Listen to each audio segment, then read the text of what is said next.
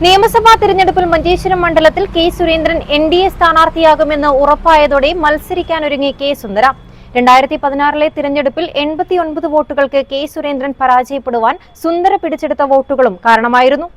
Imported വസ്ത്രങ്ങളുടെ കമനീയ ശേഖരമൊരുക്കി scaler men's wedding studio. എല്ലാത്തരം വിവാഹ വസ്ത്രങ്ങളുടെ സ്റ്റിച്ചിങ്ങും ഷൂസും ചെരിപ്പുകളും ഉൾപ്പെടെ ഒരു കുടക്കീഴിൽ ലഭ്യമാക്കുന്ന കുമ്പളയിലെ ഏറ്റവും വലിയ men's wedding collection Skyler men's wedding studio, Meepiri centre, Kumbla.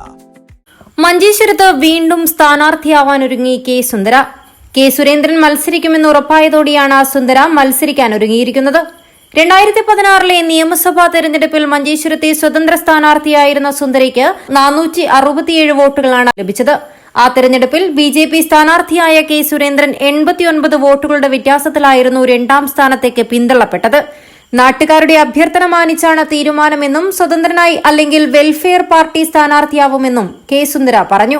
മഞ്ചേശ്വരത്ത് ഇക്കുറി മത്സരിക്കാമെന്ന് ആഗ്രഹമുണ്ട്. ജനങ്ങളെ അഭിപ്രായം അറിഞ്ഞിട്ടാണ്. അപ്പോൾ പഞ്ചായത്തിലെ അന്വേഷണം ആയിക്കൊണ്ടുണ്ട്.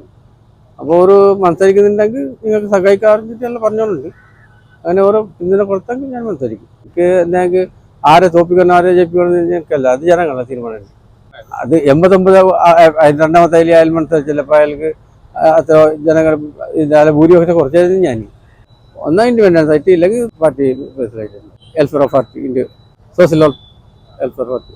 മഞ്ചേശ്വരം മണ്ഡലത്തിൽ നിലവിൽ MLA ആയിരിക്കുന്ന AK അഷ്റഫാണ് മുസ്ലിം ലീഗിന്റെ സ്ഥാനാർത്ഥിയെന്നും KR ജയാനന്ദ LDF സ്ഥാനാർത്ഥിയെന്നുമാണ് പ്രഖ്യാപിച്ചിട്ടുള്ളത്.